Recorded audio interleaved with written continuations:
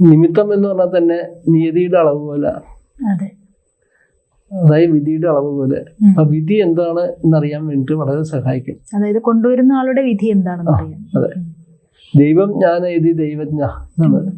ദൈവത്തിനെ അറിയുന്നവരാണ് ദൈവജ്ഞൻ. അപ്പൊ ഈ ആളുടെ വിധി എങ്ങനെയാണ്, ഇയാൾക്കുള്ള ദൈവാധീനം എങ്ങനെയാണ് എന്നൊക്കെ അറിയുന്ന ആളാണ് ദൈവജ്ഞൻ. അത് അറിയാനുള്ള ഒരു മാർഗമാണ് താമ്പൂലം.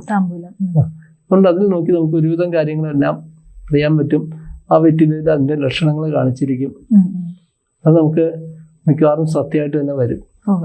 അപ്പൊ ഇതുപോലെ ആവാഹനം, അതുപോലെ പൂജകൾ, ചില പ്രത്യേകത പൂജകൾ അവയൊക്കെ ചെയ്യുമ്പോൾ ഇത് ചെയ്യുന്നത് ഈ താമ്പൂല സൂക്ഷ്മമായിട്ട് അതിനകത്ത് വരുന്ന ചൈതന്യങ്ങൾ ഏതൊക്കെയാണ്, ആവാഹിക്കേണ്ട ചൈതന്യങ്ങൾ ഏതൊക്കെയാണ്, ഉച്ചാരണം ചെയ്യേണ്ട ഏതൊക്കെ ചൈതന്യങ്ങളാണ്, അതൊക്കെ തിരിച്ചറിയാനായിട്ട് ഈ താമ്പൂല പ്രശ്നം സഹായിക്കും. ജ്യോതിഷമോ വാസ്തുവോ പൂജയോ നിങ്ങൾക്ക് ആവശ്യമുണ്ടോ? താഴെ കാണുന്ന നമ്പറിൽ വാട്സപ്പ് ചെയ്യൂ. നിങ്ങൾ ചെയ്യേണ്ടത് ഇത്രമാത്രം: താഴെ കാണുന്ന നമ്പർ നിങ്ങളുടെ മൊബൈലിൽ സേവ് ചെയ്യൂ. അതിനുശേഷം ഞങ്ങളുടെ നമ്പറിലേക്ക് വാട്സപ്പിലേക്ക് ഹായ് അയക്കൂ.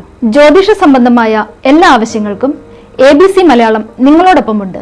സമ്പൂർണ്ണ ജാതകം, സാധാരണ ജാതകമല്ല, സമ്പൂർണ്ണ ജാതകം. 75 പേജുകളടങ്ങിയ സമ്പൂർണ്ണ ജാതകം 250 രൂപയ്ക്ക് നിങ്ങളുടെ കൈകളിലേക്ക്.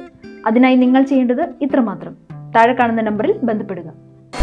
ജ്യോതിഷവുമായി ബന്ധപ്പെട്ട എല്ലാ വിശേഷങ്ങളും നിങ്ങളിലേക്കെത്താൻ ABC ജ്യോതിഷം സബ്സ്ക്രൈബ് ചെയ്യുക.